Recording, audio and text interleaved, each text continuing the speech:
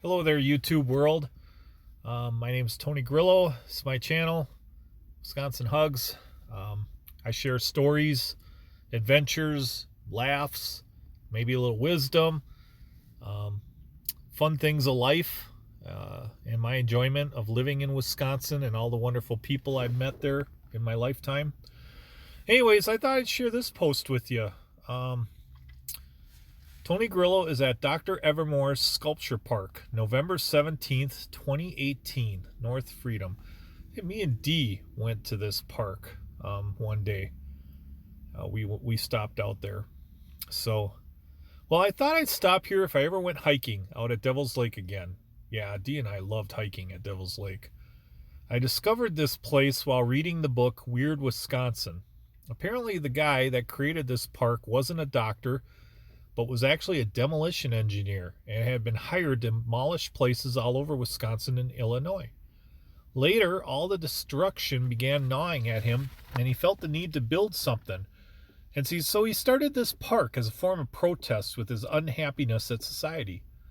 Felt the court system was unfair and didn't like what he called a rapidly disposing society.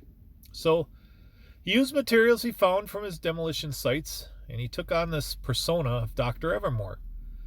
And I had read something about him where he was being interviewed, and he actually admitted that he sort of during this time period, he kind of lost his mind, and he lost all reality, and he actually believed he was Dr. Evermore. He took on the persona, the story became real, and basically he had this business, this demolishing business, and he didn't want anything to do with it anymore, and so the wife started running the business, and she was just having a heck of a time trying to keep it going, because he just wanted to keep working on this machine anymore. He didn't want to run his business, and apparently it got to a point where his wife got so fed up with his behavior that she divorced him, but he couldn't get out of this reality that he was in. He built this world, this story around him, and this persona. But apparently, the good doctor was building a megalithic machine that would launch him to the cosmos to escape humanity and to be with God.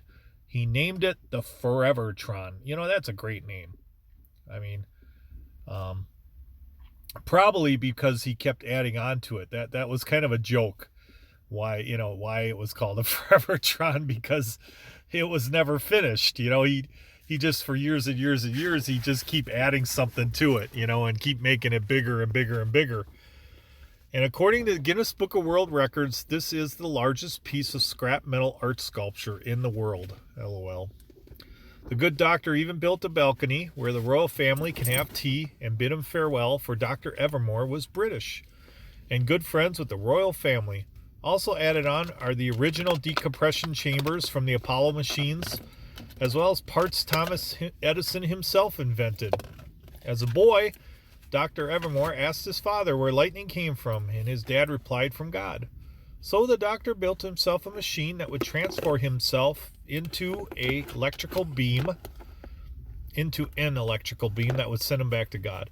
A telescope is added on to prove he made it to heaven, as well as giant stereo speakers from an old theater in Madison that would pick up the voices from heaven. Food and popcorn would be served, and an orchestra of musical birds would play for his send-off.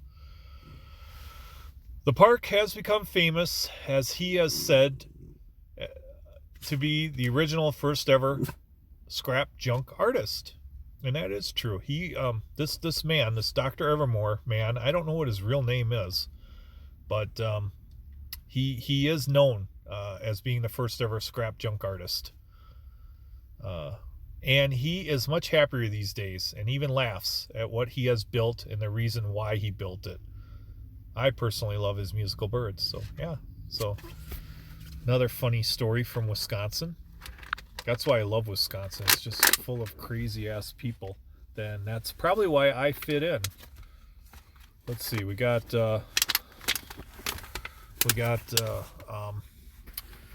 just take a look at this sculpture. And now that I read to you what his thinking was in his mind, you could probably, when he built this thing, I mean, it looks like something like out of a 1930 movie, like a horror movie, like Frankenstein, He's alive, he's alive. I could just picture lightning hitting. You can see, like, there's the balcony, where the royal family would have tea and bid him farewell. And you could see the telescope. Telescope's right there, I think, to the left. That would say, where he would be up in heaven and he'd say hi to everybody. Sorry about that. My touch screen's doesn't work so well, and then it wants to go right to the place itself.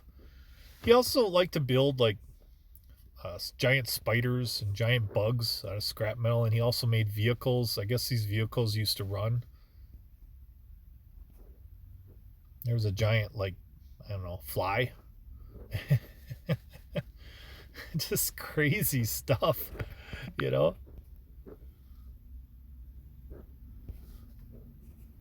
And I don't even know what that is. It looks like something out of Dr. Seuss, That looks like some kind of like alien thing you would see in a movie.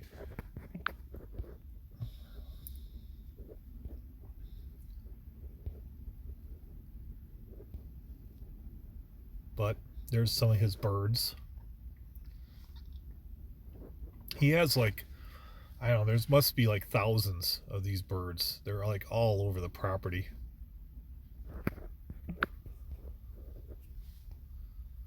There's another bird.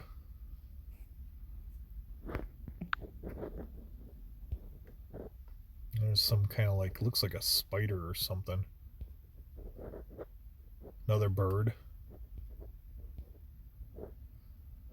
Yeah, and in his mind, in Dr. Evermore's mind, these birds would be playing their musical instruments while he was being launched. It's kind of funny that, not really, shouldn't say funny. That's probably the wrong word.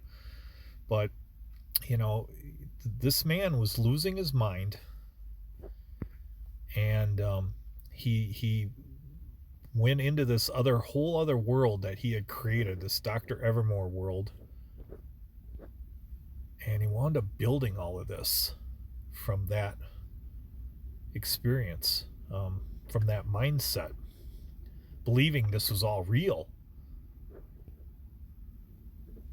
A couple old cars that were sitting on the property.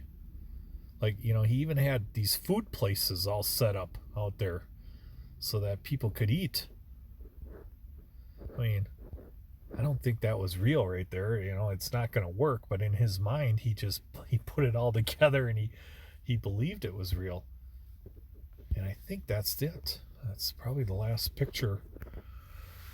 So that is, I thought I'd share that all with you.